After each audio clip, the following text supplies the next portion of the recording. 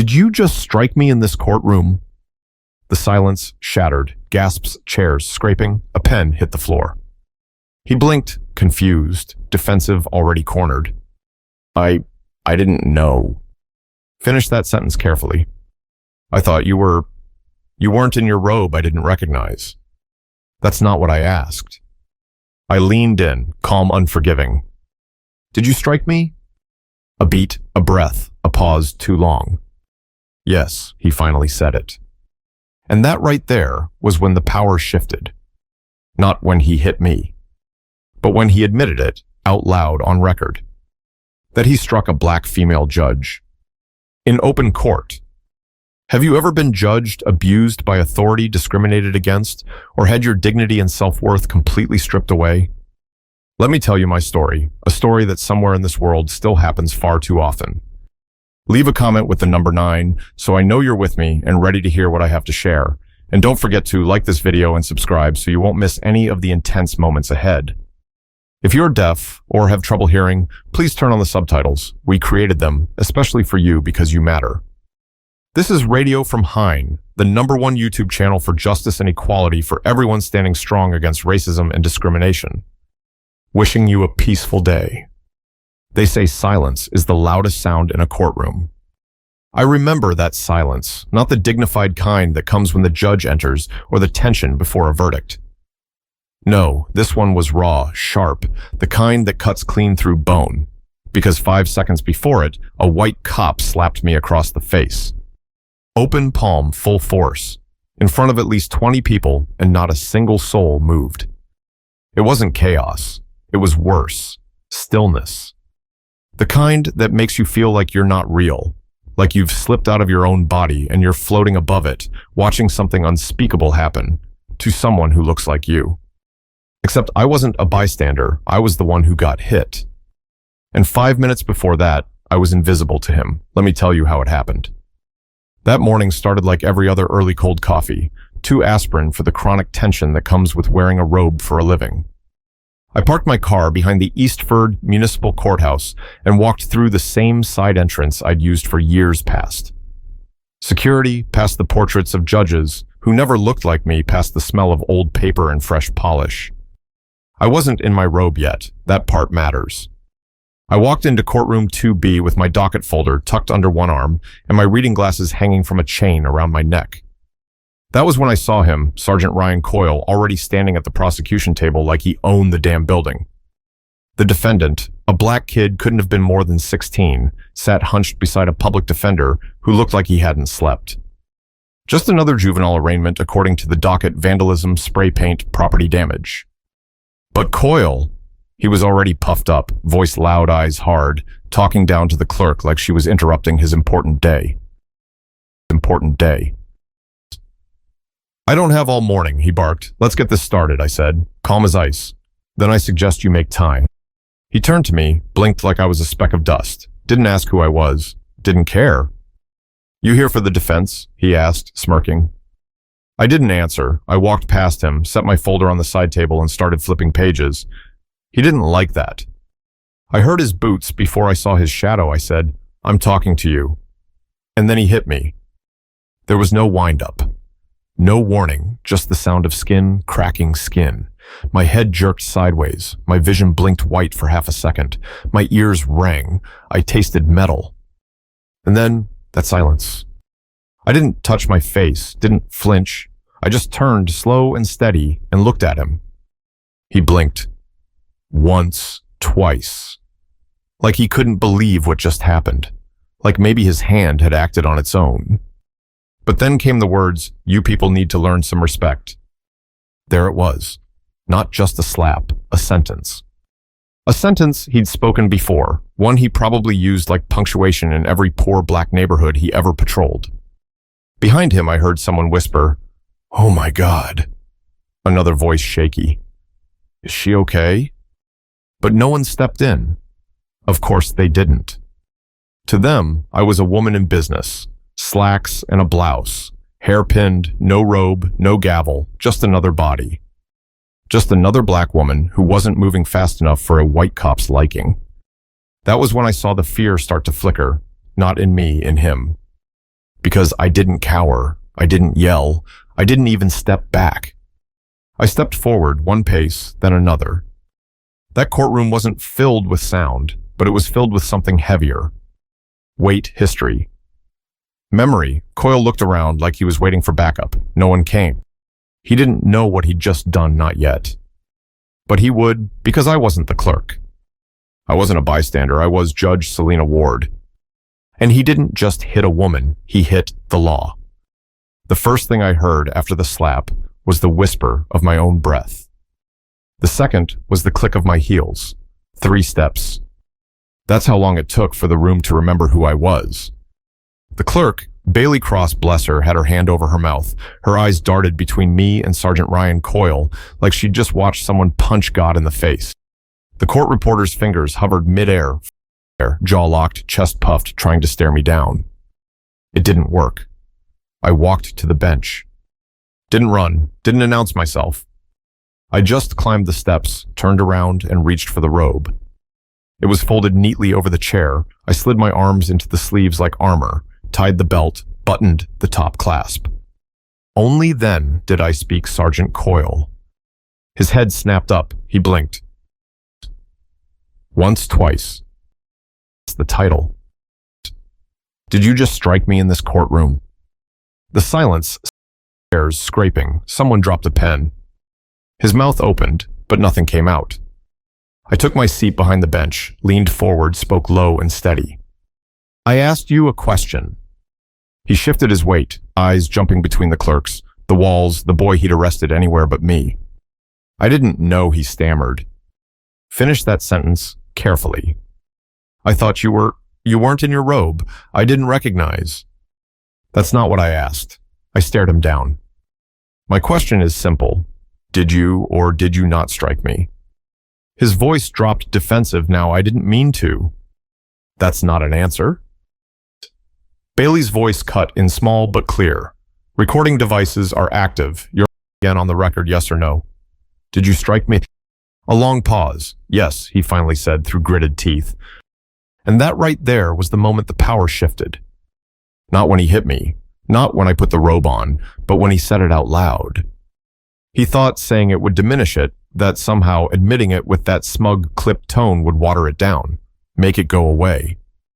But all it did was solidify the moment. His voice. On the record, saying he hit me, the judge, the highest-ranking official in the room. A black woman. And he'd done it without hesitation. I glanced toward the back. Eli Booker, the bailiff, had entered quietly. His hand rested near his utility belt, not on it, just enough to show he was alert. He met my eyes. I nodded once. Sergeant Coyle, I said, voice flat. You will remain in this courtroom until further instruction. Officer Booker will escort you to holding room 3. You are not to leave. You are not to speak. You are not to be cuffed yet. Coyle opened his mouth again. This time, I cut him off. If you utter one more word without being addressed, I will have you restrained. His mouth snapped shut. The young defendant, the boy he'd arrested, sat up a little straighter. For the first time since I'd entered the room, he looked at me, really looked. And I looked right back at him. This isn't about the slap, I thought. This is about what happens when people stop assuming we're powerless. When they realize we've been watching, documenting, waiting. Coyle finally moved. His boots sounded heavier now, less entitled. Eli stepped beside him without a word, toward the side hallway. Coyle hesitated just a second too long, then walked. And as he passed me, I watched something in his face flicker. Recognition, not of what he did, but of who I was. He hadn't hit a clerk. He hadn't hit a witness. He'd struck a sitting judge on camera in public. And now, the entire machine that used to protect him, it was watching too, and the camera saw everything. Holding room 3 wasn't a jail cell, not technically. But I knew what it meant to a man like Ryan Coyle. 4 gray walls, no badge to flash, no radio to bark orders into.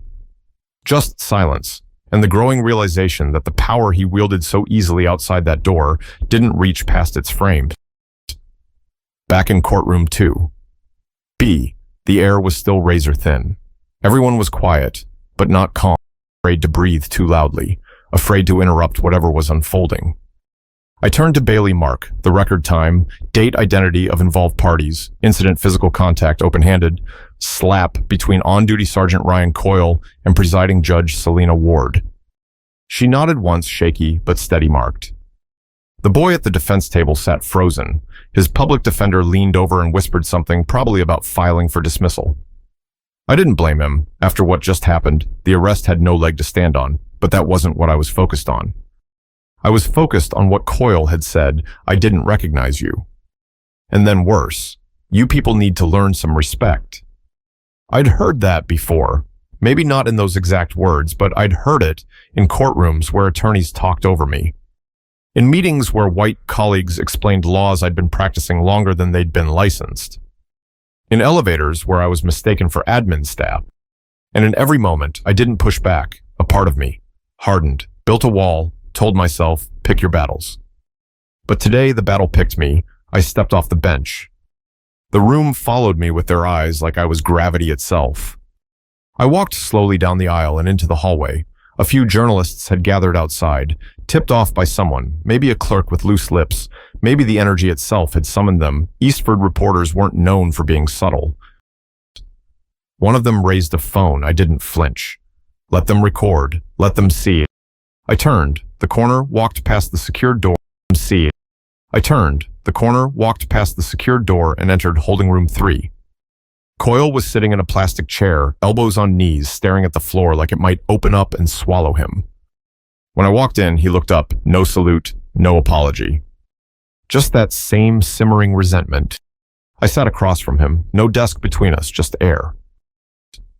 Let's be clear, I said. You're not under arrest yet. You're under judicial hold pending formal inquiry and review by Internal Affairs. He snorted. So this is what we're doing now, judges throwing tantrums because they don't get a salute. I didn't blink. You think this is about ego? I think you're twisting a misunderstanding into something bigger than it is. There it was again, the favorite excuse of every man in power who got caught red-handed. You assaulted a judge, I said flatly, in open court in front of witnesses, on record. I didn't know who you were, and yet I said, leaning forward, you knew enough to hit me. His jaw tensed. I saw the twitch in his temple, the one that showed restraint slipping. You're gonna ruin my life over a mistake, he said, voice rising, a single moment. You've had 20 years of those moments, I replied, and not once have you been held accountable. He laughed, bitter and short. So that's what this is, payback. No, I said calmly, this is documentation. He stood suddenly pacing now. I've put away real criminals, drug dealers, gangbangers. I've done more for this city than any politician or judge ever has. You've also left bruises on kids you never had to chase. You've falsified reports. You've intimidated witnesses, and you've had all of it wiped clean because someone upstairs needed a man like you in the field. He froze, turned. You don't know what you're talking about. I stood too. I've read your file. And I had, not the one that came through, quiet whispers, complaints that never went anywhere. Body cam footage that disappeared, internal memos marked confidential that someone thought would never see daylight. Coyle stepped toward me just enough to blur the line between presence and pressure. I didn't move. You think this room scares me? He said, voice low.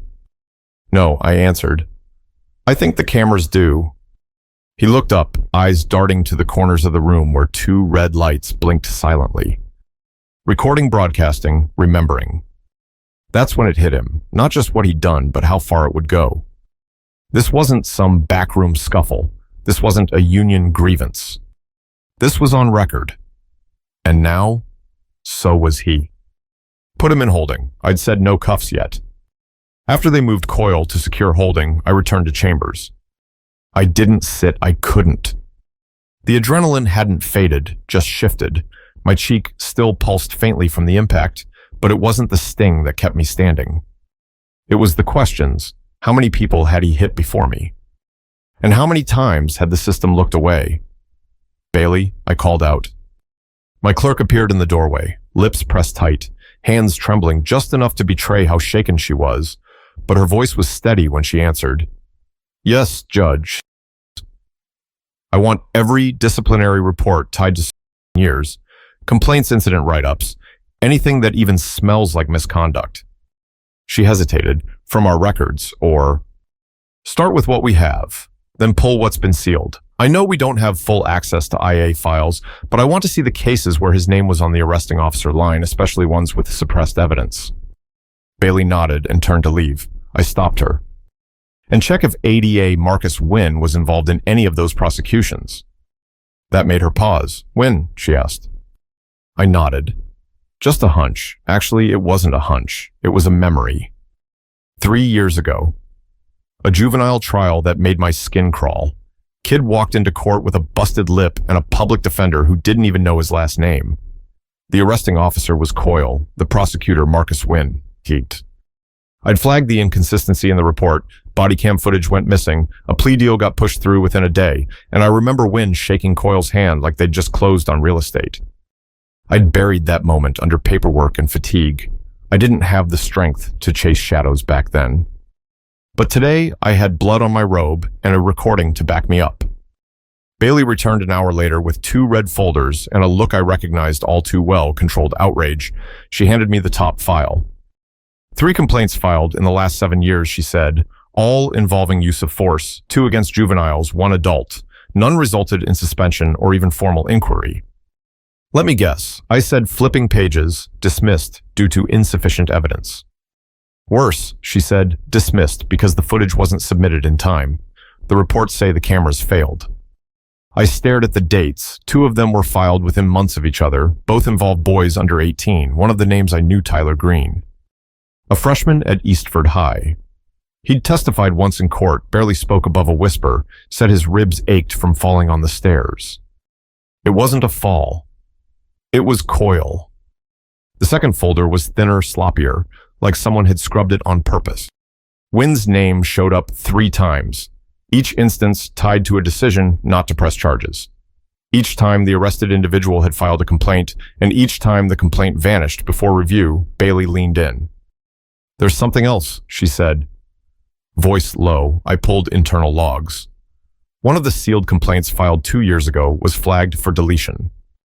It didn't get deleted, but someone tried from a terminal registered to ADA Wynn's office. That changed everything. This wasn't negligence. It was orchestration. I looked at Bailey. Pull every juvenile case. Negligence. It was orchestration. I looked at Bailey. Pull every juvenile case Coyle was involved in for the last decade. Match it against any plea deals with questionable body cam gaps. I want a list of names, defendants, prosecutors, defense attorneys, judges who signed off, everyone. She nodded. That'll take time. Then let's not waste any. She stepped out again. And I sat finally, hands folded over the files that no one ever expected me to see again. The truth wasn't just buried. It had been edited, sanitized. Pages missing, signatures forged, footage corrupted. And in every blank space, I could hear the same excuse, just following protocol. No, this wasn't protocol. This was rot, and it had a face now. Ryan Coyle was just the symptom. The infection went deeper. Why do these complaints keep disappearing? I whispered to no one. But the walls of my chambers after all these years were finally starting to echo back. By noon, the courthouse was a hive pretending to be a tomb. Everyone walked quieter, looked longer, whispers clung to the hallways like dust. But in my chambers, things weren't quiet. Bailey knocked, once, then pushed the said.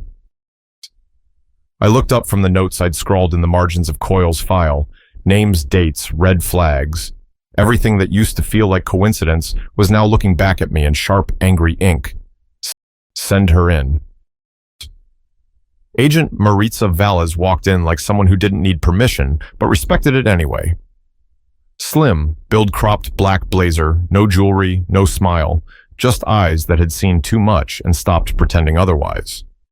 She sat across from me, no handshake, just a file folder thick and heavy placed between us. We've been watching him for 3 years, she said. I didn't flinch, and yet I'm the one who got hit. She nodded slowly, and now he's made it our problem, which means things are finally moving. I opened the folder. First page, a complaint from 2019, excessive force minor. Injured during arrest, filed, reviewed, closed reason, lack of corroborating evidence. Except, there was corroborating evidence. A witness statement from a teacher who saw the bruises the next morning. A photo taken by the boy's mother, both omitted from the final report. You tried to act on this, I asked. Valais nodded twice. Both times it got kicked up the ladder and vanished. And she slid over a sheet of paper, internal reviewer Judge Everett Lang. I felt my jaw tense. Lang had been on the bench longer than I'd been licensed. A man who once told me, "You've got a sharp mind." Selina, but don't mistake sharpness for readiness. I had smiled back then. Naive, hungry, grateful for scraps of validation from men like him. Now I felt sick. Valais kept talking. Lang signed off on dismissals, in at least 3 cases tied to Coyle, and not just that. He also recommended ADA Marcus Wynn for an internal award. Same year, Wynn buried 2 excessive force cases. I leaned back in my chair, feeling the weight of every layer. So what's the angle, I asked. Why protect a thug with a badge? Because thugs follow orders, she said plainly, and when they don't, they fall hard. I flipped to the next page, photos, blurred stills from security footage, Coyle outside a liquor store, Coyle inside a school. Coyle pulling a kid off a bike in a parking lot. Different incidents, same posture, same face. We mapped his beat patterns, Valais said. He's not random, he's targeted. Young black males, especially first-time offenders, easy to intimidate, easier to disappear. Intimidate, easier to disappear. And no one did anything. We did what we could. We flagged it, logged it, elevated it. To who? She paused. Then slid over another name, ADA Marcus Wynn. I almost laughed. Of course. The chain wasn't broken. It was welded, one corrupt hand shaking the next. You said we. I noted. Who else is on this? My partner, Agent Neil Brennan. He's digging through DA case logs right now. Is he here? He's not coming. He doesn't exist. I raised an eyebrow. Valais leaned forward. This kind of corruption doesn't leave trails unless someone's digging where they shouldn't, so I've been digging alone. I stared at her, measured her silence. You're not afraid, I asked. She met my eyes. Afraid doesn't mean paralyzed. That earned her something rare from me, a nod. I closed the folder. You have access to internal server logs, she nodded. Then I want everything Coyle touched, every case, every report, every redaction. I'm already pulling them. And Lang. She hesitated. Untouchable. For now, I repeated. We sat in the quiet for a moment, the type that holds breath, not peace. Then she said it. The slap was the spark. But this... Eastford stretched out beneath me. Brick buildings, fading murals, kids playing on cracked pavement, mothers gripping backpacks and brown bags and hope. They deserve better. I turned back to her. What happens next? She smiled for the first time. A small, sad thing. You already lit the match. I looked down at the complaint file, at the names scratched out, at the signatures tucked into corners, like shame. I wasn't just dealing with a bad cop. I was staring at a blueprint of how injustice sustains itself, and I wasn't going to look away. Judge Everett Lang signed off on 3 of these dismissals. It was nearly 4 p.m. when I stepped out of chambers. The light slanting through the courthouse windows was golden and soft, but it didn't touch me. Nothing about this day had been soft. Bailey had gone home early. I told her to. She didn't argue. The weight in her eyes said enough. She'd seen things today that don't disappear just because the courtroom empties out. I walked the corridor alone, every step echoing a little too loud. When I reached my office, the envelope was waiting. No label, no return address, just propped neatly against the door like a calling card. I didn't pick it up right away. My fingers hovered for a second. Instinct, maybe a voice whispering, "Don't," but I didn't listen. Inside a single photo. It was my nephew Ezra. 11 years old, backpack slung over one shoulder, scuffed sneakers, curly hair bouncing with each step. The picture had been taken from behind a chain link fence. He was walking home from school. 2 days ago. On the back in block letters scrawled like someone used a blade instead of a pen.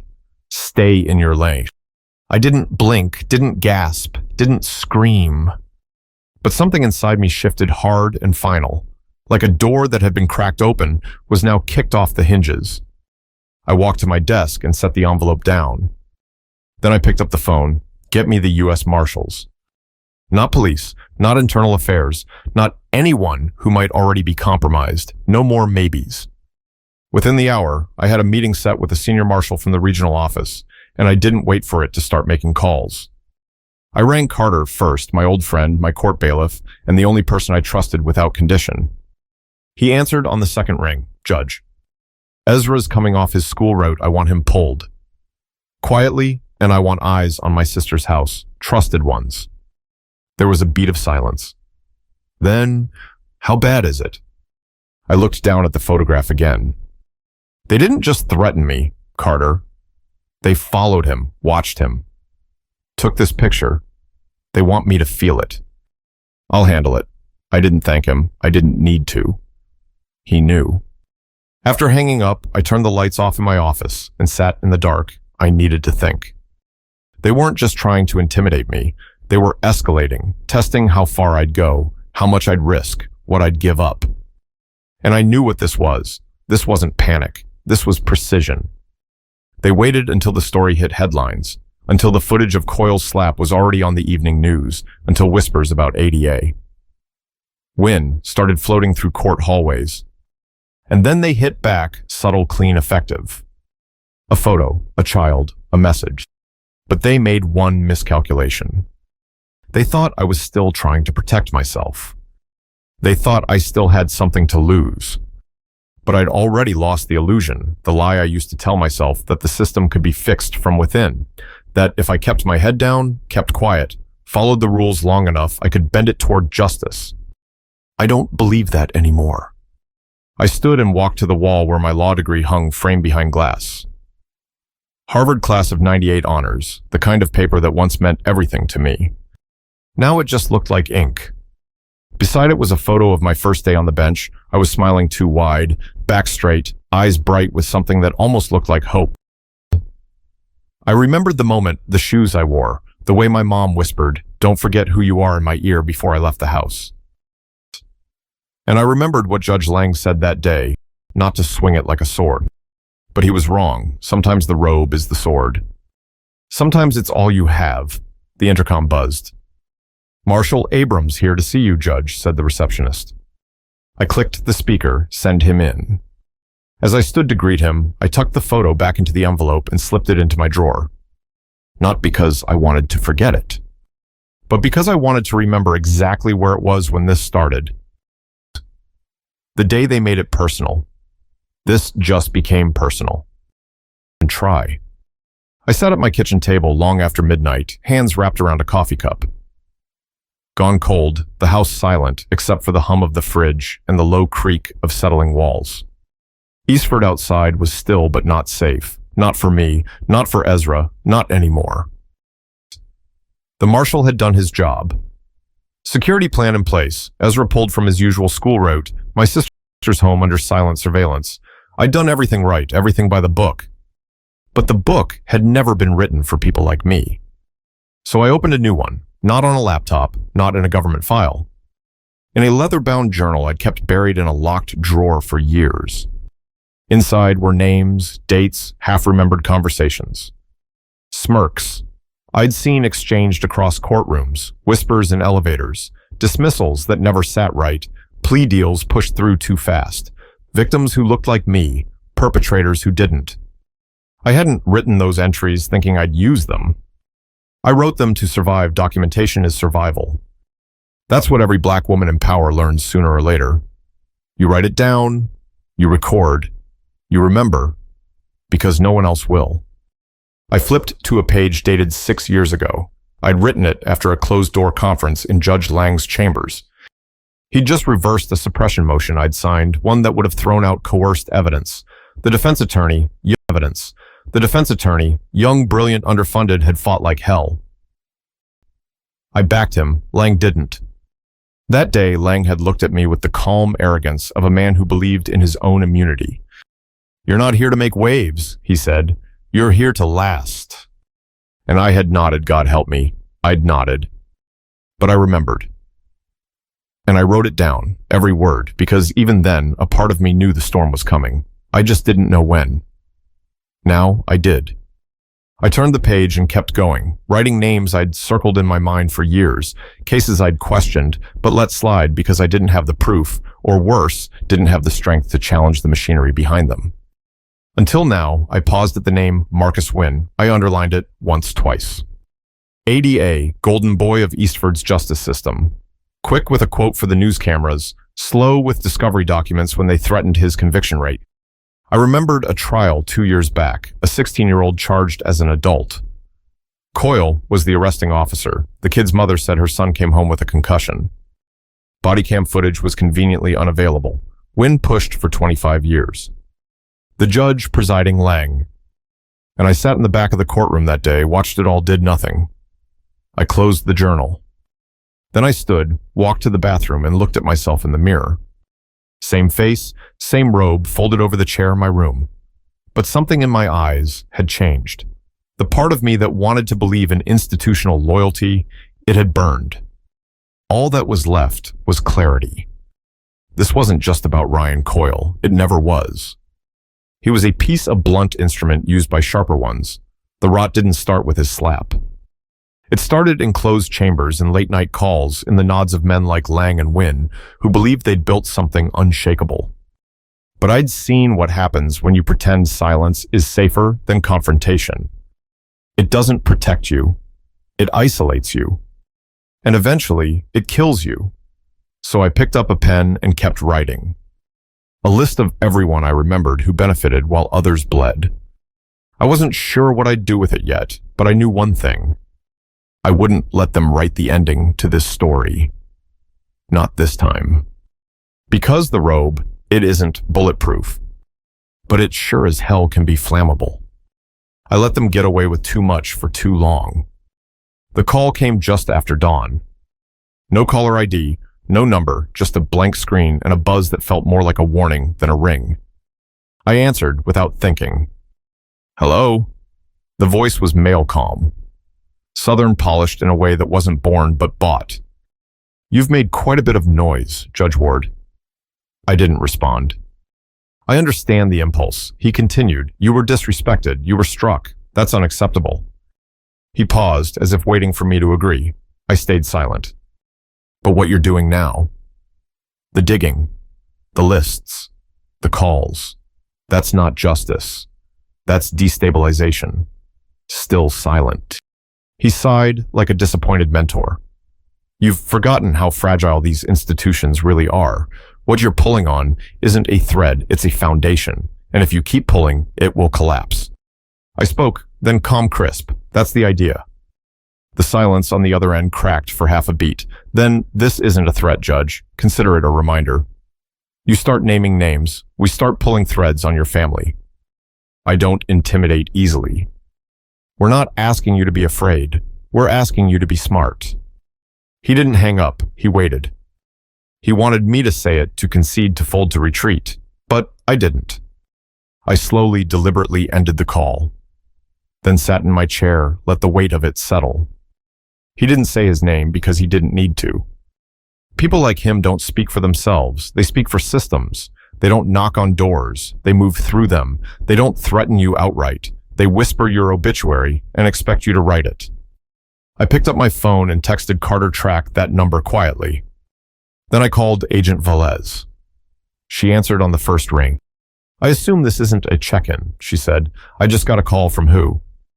He didn't say, but he knew about the list. Velez didn't curse, didn't gasp. She just exhaled like a soldier who'd heard the shot before it landed.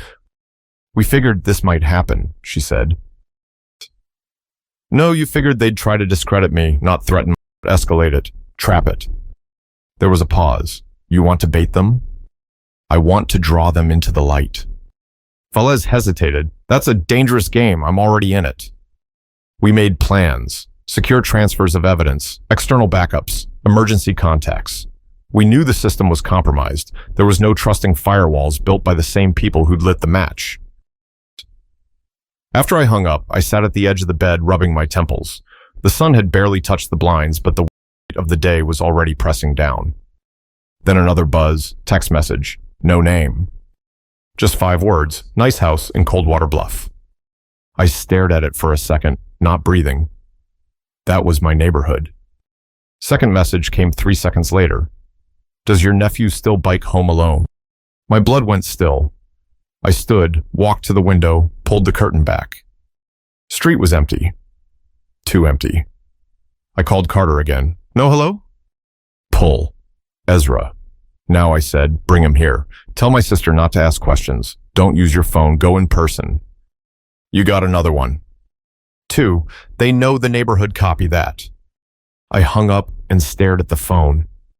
This wasn't intimidation anymore. It was leverage. They weren't trying to stop me from speaking. They were daring me to. And I knew why. Because somewhere in the evidence, somewhere in the buried cases and corrupted files, there was something they couldn't risk being seen. Not just bad policing, not just misconduct, but conspiracy organization. A network so deeply rooted it thought itself untouchable. But now it was sweating. Because I wasn't backing down. And they'd made the fatal mistake of thinking this story ended in fear. It didn't. I'm not walking. I'm kicking the door down.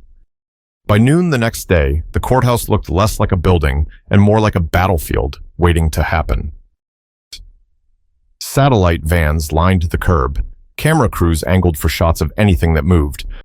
Some held microphones, others held cell phones. All of them held blood in their eyes. Because a judge had been slapped on camera. Because the officer who did it was now silent in a holding cell. Because people whispered the word conspiracy like it was a spell they were just learning how to cast. And because I had called for a public hearing not behind closed doors. Not in whispered chambers open. Transparent, deliberate. I wouldn't speak. I was forcing the system to listen. The court administrator had tried to push back. Judge Ward, this is highly irregular. These matters are usually handled internally. And that's the problem, I'd replied. Internally has kept us buried. They backed off after that, because by then the story had grown teeth. Eastford's local news stations ran the headline, Judge Assaulted in Courtroom by On-Duty Officer. National outlets picked it up, Black female judge targeted in shocking courtroom incident. Then the framing shifted. Slap was no accident, sources say retaliation for ongoing investigations. They started asking real questions about Coyle's record. About Marcus Wynn's fast-track convictions. About missing footage. And someone, maybe a clerk, maybe a whistleblower, leaked my name. Not just as the victim, as the instigator. The one stirring the pot. That afternoon, I walked into courtroom 1, the largest public room in the building, flanked by Carter on my right and Agent Velez on my left, both stone-faced, both prepared. The courtroom was packed. Reporters lined the back wall, community leaders filled the rows, students, clergy, former defendants, activists, some had signs, others had notebooks, a few had tears already welling. I didn't wear my robe, I wore a black blazer, clean, sharp, no symbols of power. Only presence. I stepped to the podium and looked out. I didn't clear my throat. I didn't need to. I've called this hearing to address what took place in courtroom 2. 2 days ago, I began voice even, not just the physical assault I experienced, but what that moment revealed. Murmurs flickered across the gallery. I was struck by a police officer who did not recognize me, who did not respect me, who believed he could act without consequence, and that belief wasn't born in isolation. It was taught, protected, rewarded. A reporter raised a phone. I nodded. Let it roll. I have evidence that Officer Ryan Coyle's behavior was not an aberration, but part of a larger pattern. A network, but part of a larger pattern. A network of cases, dozens, where excessive force was used, complaints disappeared, and prosecutors declined to act. I turned to the long table beside me. Agent Velez opened a folder and began handing out packets to media and legal observers. Inside, summaries of sealed complaints, names, incident dates, outcomes, everything we'd corroborated.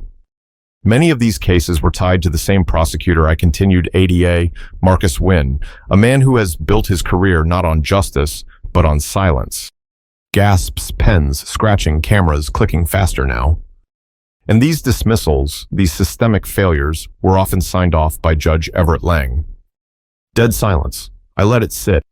Institutional protection isn't just policy, it's a culture that punishes the vulnerable and shields the powerful. That excuses assault when it comes from a badge and questions credibility when it comes from a black woman on the bench. I paused. Let them see me. Let them see what unprotected truth looked like when it stood its ground. I have submitted this evidence to Internal Affairs and to the Department of Justice. A full investigation is now underway, but I am also asking this court and the city to confront what has been allowed to fester. I turned toward the gallery. To every mother who watched her son disappear into a courtroom and never got an explanation. To every defendant whose body cam footage was lost. To every young man who walked out bruised and labeled, I see you, and I am not the only one anymore. A woman in the second row began to cry. I kept going. This is not a rebellion. This is a reckoning. My voice sharpened. This isn't a courtroom today. It's a mirror. And I want every person who helped build this machine to see what it really looks like when the mask comes off. I took a breath, and for the record, I did not organize this hearing to make noise. I organized it to make history. I stepped back. Behind me, Velez closed the folder. Carter scanned the room like he was watching for shadows. No one moved, no one spoke, not at first. Then a voice from the gallery, low but firm. We believe you, Judge Ward. Then another, keep going. Then clapping soft at first, then louder, then standing. They weren't cheering, they were testifying. And I stood there not in a robe, not on a bench, but still in command. This isn't a courtroom, it's a reckoning. It took less than 12 hours. By the time I woke the next morning, my name wasn't just in the news, it was under attack. The smear campaign came fast, professional, coordinated. Not a single headline mentioned the slap anymore. Now it was Judge Selina Ward accused of judicial bias in 2009 case. Was Eastford's outspoken judge too political all along? Leaked photo shows. Judge Ward at radical protest questions arise. I stared at the screen, jaw clenched, breath slow. They'd found the photo. I was 22, senior year at Howard Fist, raised at a student protest after a black student was falsely accused of theft by campus police. I wasn't leading the march. I wasn't even speaking, but I was there and I was visible. Now that image was being repackaged, slapped with captions like black supremacist ideology and this is who's running our courts. It wasn't just about me. It was about discrediting every word I'd spoken in that courtroom the day before. Every file I'd exposed, every man I'd named. I scrolled further, hashtags I hadn't seen the day before now, dominated local feeds. Activist Judge Ward must resign, bias on the bench. I hadn't seen the day before now, dominated local feeds. Activist Judge Ward must resign, bias on the bench. Bot accounts were flooding the threads, retweeting the same 3 phrases like a script. She's compromised. She's dangerous. She's not impartial. Then came the messages, not threats, not yet. Just rot disguised as concern. Emails from concerned citizens, voicemails from blocked numbers. A letter slid under my office door with the words, "We know what you really are," typed in red ink. Even Ezra's school got a phone call, someone pretending to be a parent asking whether the boy had been exposed to extremist views at home. Carter burst into my office, holding a printed screenshot. They're trying to rip you apart from every angle. I expected that I said, barely looking up. Not like this, he snapped. They're going after Ezra, your sister, your past. They're not trying to kill your case. They're trying to erase your character. I finally looked up. Good. He froze. Good. They're scared.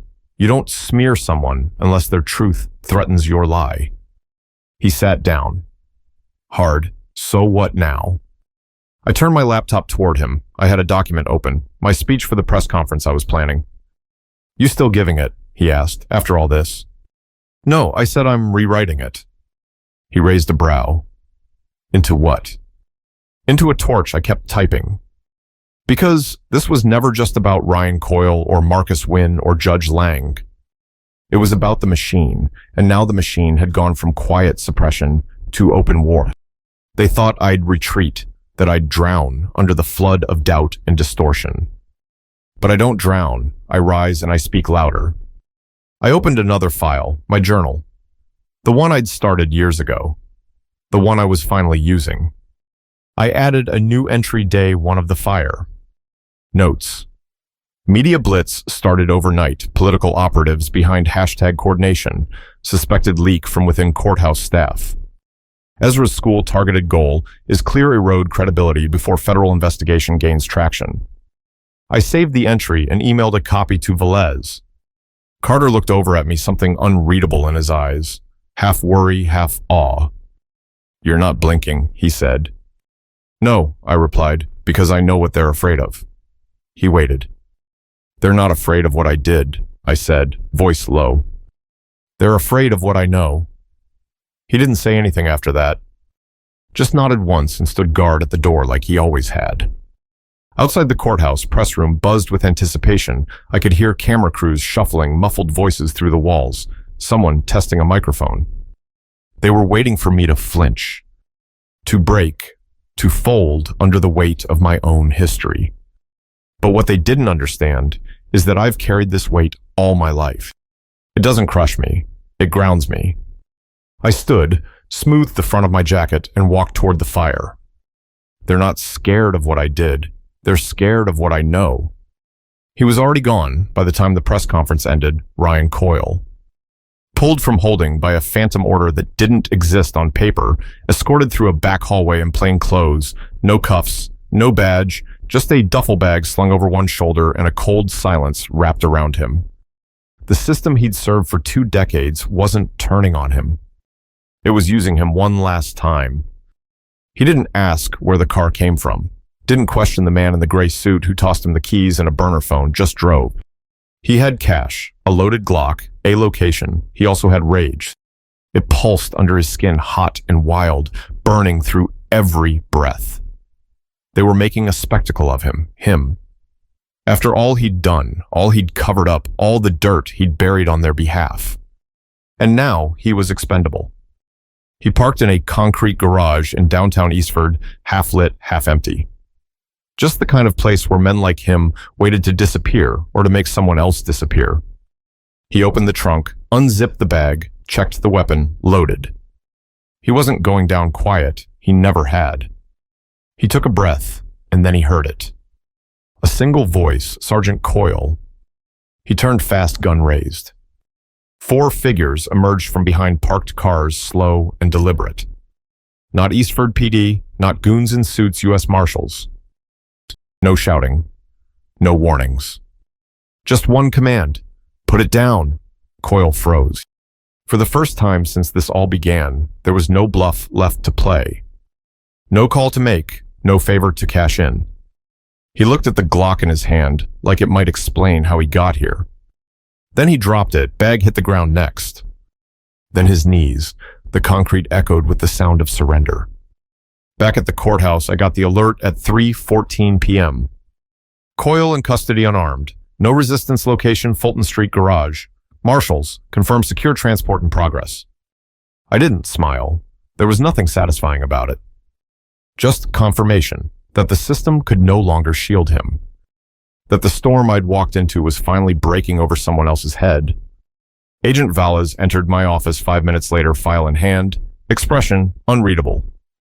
He was planning to run, she said. We intercepted a message sent to a contact in Atlanta, coordinates payment extraction 8 hours. I took the file, flipped it open, inside surveillance stills, phone logs, a route mapped in red ink. But he didn't run, I said. Valles nodded, because he didn't think he had to. She sat across from me. They gave him the bag, the gun, the out, let him feel like he was in control. And he walked into it. Walked, she said. He marched. We both sat in silence for a moment, then I said it. He's ready to talk, isn't he? Velez leaned back. He asked for immunity. I raised an eyebrow. He's naming names, she said, wants a deal, full cooperation in exchange for reduced time. I didn't say anything, because I already knew what came next. The names he'd give us wouldn't be new. They'd be the ones we'd suspected all along. The difference, now we'd have proof. And proof changes everything. I walked to the window, stared out over the city. The courthouse square still buzzed with press and protesters. They didn't know what had just happened. Not yet, but they would. This wasn't just about bringing Coyle down. It was about pulling up the floorboards. Exposing the rot. Because Coyle wasn't the disease. He was just the symptom. And symptoms speak loudest right before the system dies. Coyle's in custody and he's ready to talk. The interrogation took 7 hours. Coyle didn't scream, didn't sweat, didn't break. He just unraveled methodically. Name by name, case by case. Like someone finally opening a file cabinet long kept locked in a basement, no one dared enter. 12 names. I stared at the typed list in front of me, black ink, white paper, but every syllable carried weight like cinder blocks stacked on my chest. 5 officers, 2 assistant DAs, 1 internal affairs supervisor, 3 senior detectives. And at the bottom, circled in red by Vales's pen, Judge Leonard Trammell. I stared at it longer than the rest. He wasn't the highest profile name, he wasn't even the most active, but he was something else. He was mine. Trammell was the first judge I ever clerked under, the one who showed me the ropes, who taught me how to read body language on the stand, who told me I had natural instincts even when I didn't believe it myself. He called me kiddo. He took me to my first bar association dinner. He wrote the letter that got me into Harvard Law.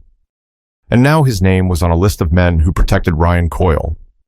He'd dismissed at least 3 misconduct complaints against Coyle without review. 2 of them involved excessive force. The third, an internal claim from another officer, was sealed before it even reached the ethics board. I felt something inside me collapse quietly, like drywall giving way to rot. You didn't know had spread this far. "You okay?" Valez asked softly. I didn't answer right away. My chair and walked to the far wall of my office. On it hung a photograph, black and white, faded at the edges. Trammell and me. My first year, me in a pantsuit. 2 sizes too big, him in a bow tie, beaming like a proud father. I hadn't looked at it in years. Now I couldn't look away. He used to say I whispered that justice wasn't about being loud, it was about being precise. Valez didn't speak. She knew this wasn't for her. I turned back to the list. My fingers tightened around the edge of the paper.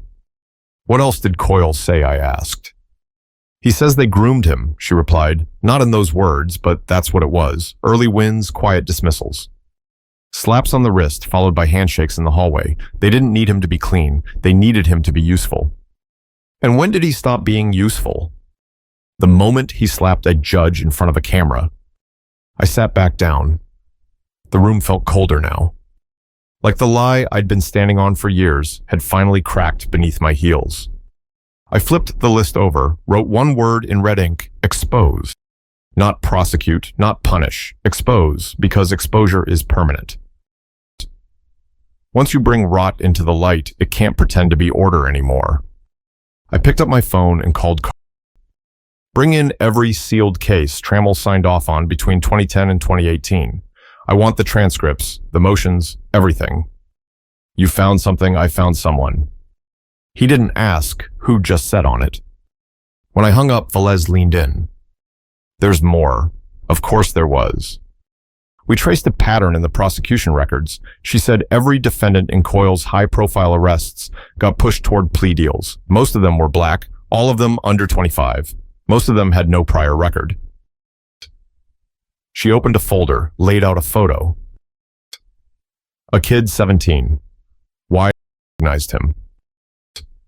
He'd testified in my courtroom. Wyatt said he'd fallen during his arrest. Coyle had been the arresting officer. And the ADA win. I remembered how the kid's lawyer asked for a continuance, cited missing footage. The Judge Lang denied it. I watched from the gallery. I didn't intervene.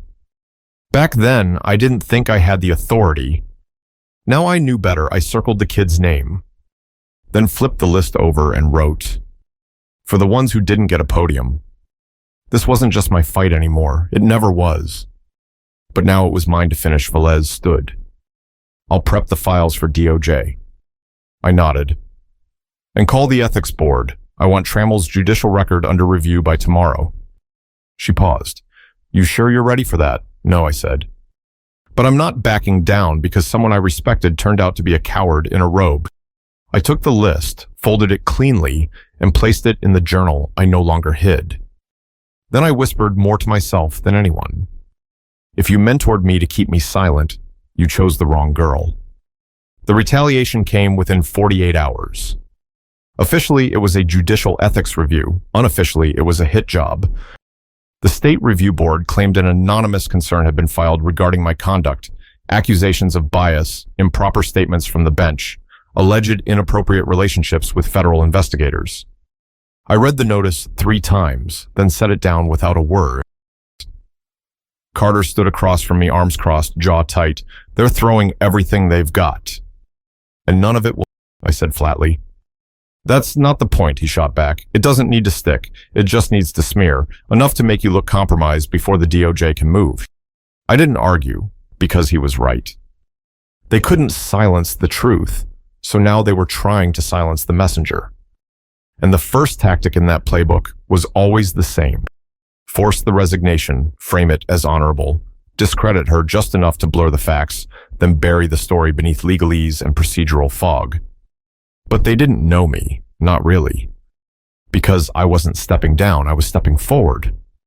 That morning I called a press conference again. No prepared statement, no lawyer flanking me, no robe, just my voice. Reporters packed into the atrium beneath the courthouse rotunda.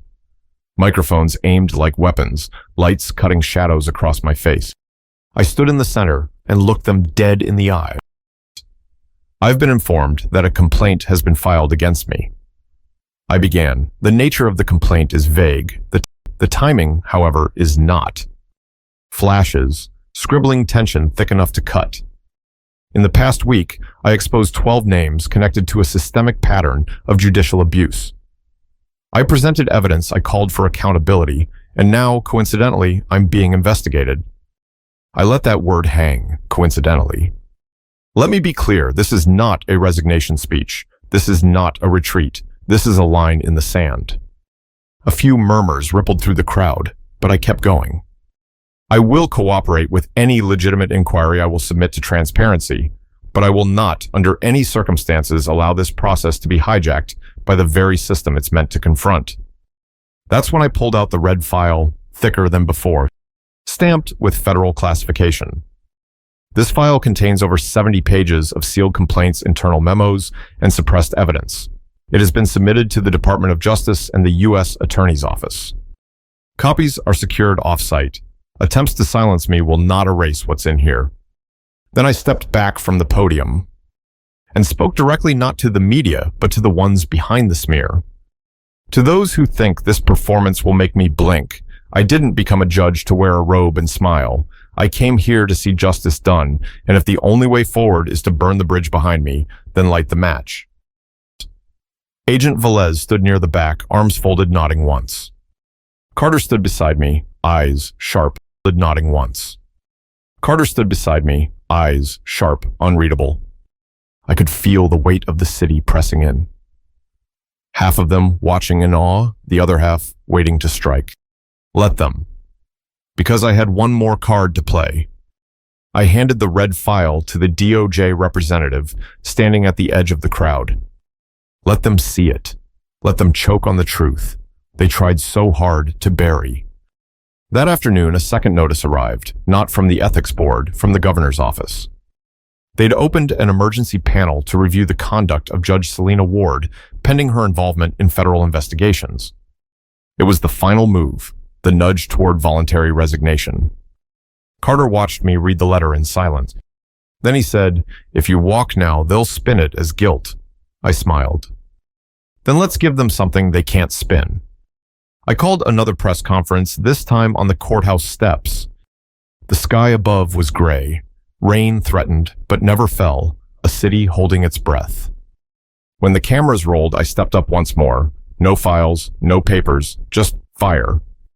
You think this is me stepping down, I said, voice like a blade. This is me stepping over you. Gasps, murmurs. Then silence. And then I walked away. Not from justice. From their control of it, because I hadn't come this far to bow. The crowd started forming by 6 a.m. By 8, the courthouse lawn was a wave of bodies, signs raised, voices low but ready, reporters cordoned off in a pulsing cluster, mics up, eyes locked on the building like it might speak. But I was already inside watching from the third-floor window. No robe, no bench, just a fitted black suit and a city that was finally listening. Carter stood behind me, arms crossed. They're waiting, he said. I didn't turn good. They should be. Velez just confirmed DOJ is moving to unseal the indictments this morning. 12 names. 12, I repeated like a verdict. He handed me the list. No surprises, only justice long deferred. Ada Marcus Wynn, Judge Everett Lang, Sergeant Ryan Coyle, Detective Raymond Heath, Chief Investigator Lyle Brennan, and 7 others, each one a link in the chain. Every one of them had worn power like armor. Now they'd wear it like chains. I stepped away from the window.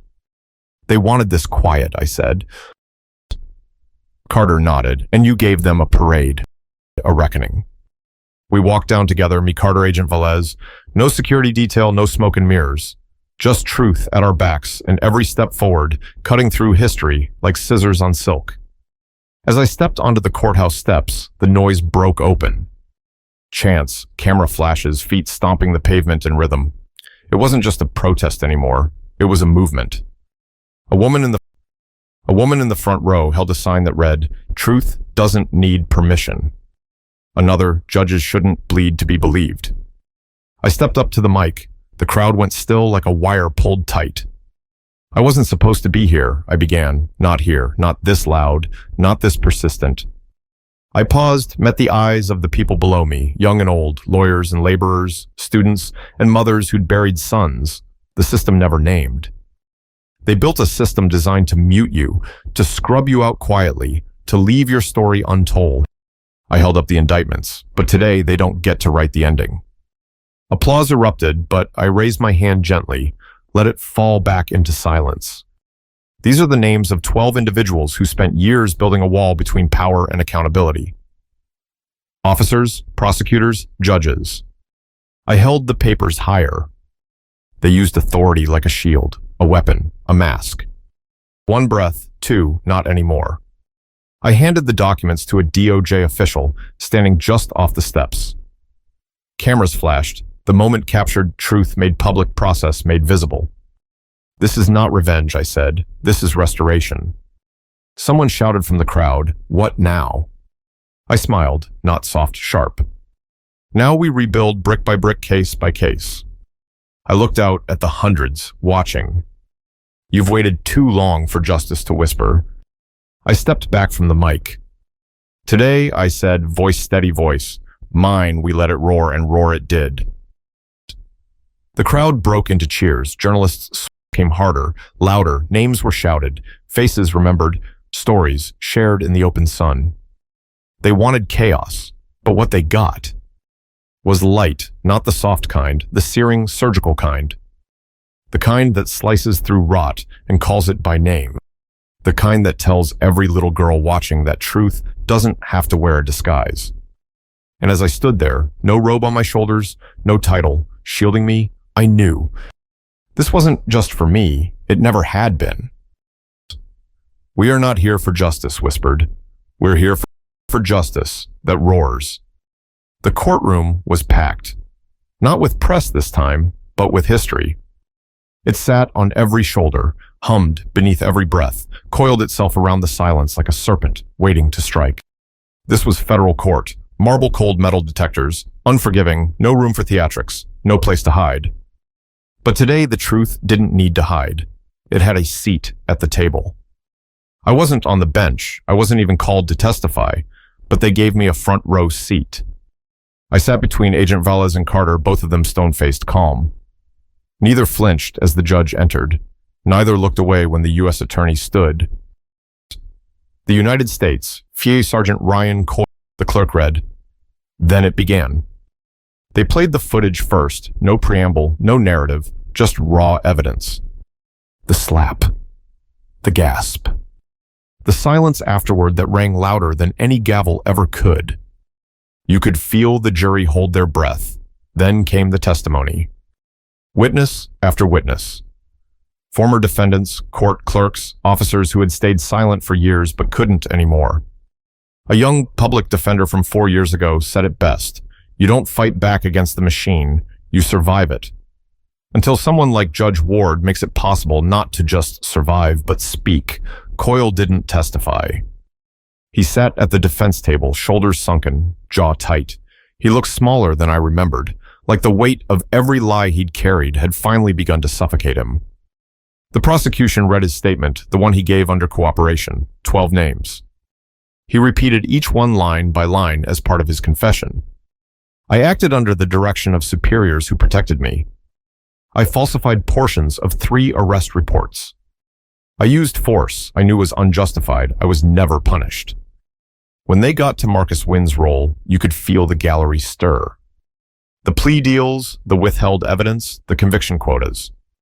And finally, the man who once called himself the backbone of Eastford justice resigned in disgrace just hours before the trial began. Judge Lang suspended pending investigation, judicial review already underway. He didn't show his face in court, didn't have the nerve. But the fallout didn't stop there.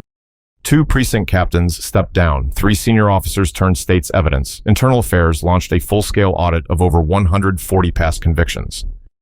What started as one slap had become a tsunami, and at the eye of it, truth. When the jury returned, they didn't look confused. They looked resolute, guilty on all counts. Assault of a federal judge, obstruction of justice, conspiracy to suppress evidence, witness intimidation, perjury. 5 felonies. Coyle didn't react. Just exhaled like he already knew. Like maybe finally he understood. Justice isn't always quiet. Sometimes it shouts. The judge dismissed the jury. The crowd stayed seated. No outburst, no cheers. Just breath held and released. I looked around and saw people I'd once doubted would ever trust the system again, watching it in that moment try to redeem itself. Outside cameras flashed, but I didn't walk out with them. I stayed. Sat in that courtroom long after the last marshal left, just me and the echo of something that felt new. Not victory, not peace, but a beginning. Carter came to stand beside me. It's done, he said. I shook my head. No, it's started. Because courtrooms aren't where justice ends. They're where it begins. And now came the hard part. The rebuilding. The reviewing of every name swept under the rug. The reparations owed, the trust that would take a generation to earn back. And I was ready for it, not because I wanted to lead it, but because I refused to let it die in the dark. This is just now comes the rebuilding. I resigned on a Wednesday. No ceremony, no handshake, no last gavel strike. Just a short letter, a press statement, and a single sentence I wrote by hand at the bottom. Institutions must be rebuilt by the hands they once refused to hold. The governor's office released a sterile response.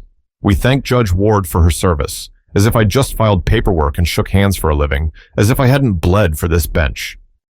Let them reduce it. Let them call it an ending. I knew better. Because some exits aren't a retreat, they're an ignition. After the verdict, after the DOJ opened the task force, after Coyle's sentencing date was set, and federal oversight became permanent, I returned home to Coldwater Bluff. The house was quiet. Ezra's bike leaned against the porch like it always had, half covered in chalk dust and adventure. My sister opened the door before I could knock. She didn't say anything, just pulled me into a hug that lingered longer than either of us expected. Inside, the sun streamed through the curtains. The world felt still, like it was waiting for me to breathe again. For 3 days, I didn't answer calls. I let the city spin without me. The headlines, the reactions, the analysis. I watched the wind move through the trees. I listened to the floorboards groan with memory. And then I started writing, not in the journal. In a binder. A black one, heavy, old, the kind you find in the back of a supply closet and dust off with reverence. Inside, I printed everything. The list of names, the court whistleblower testimony, sealed memos, redacted emails, the timeline, the map of Rut. It wasn't a manifesto, it was a manual for whoever came next. Because I knew deep down that this fight wasn't over. That somewhere out there another woman would be handed the same robe and the same silence and told the same lie. Keep your head down and you might survive. I wanted her to have something I never did. The blueprint, the truth, the receipts. Carter came by that Friday, no words at all. He stood on the porch watching Ezra race his bike down the street, a soft smile tugging at the corner of his mouth. "You're different," he said finally.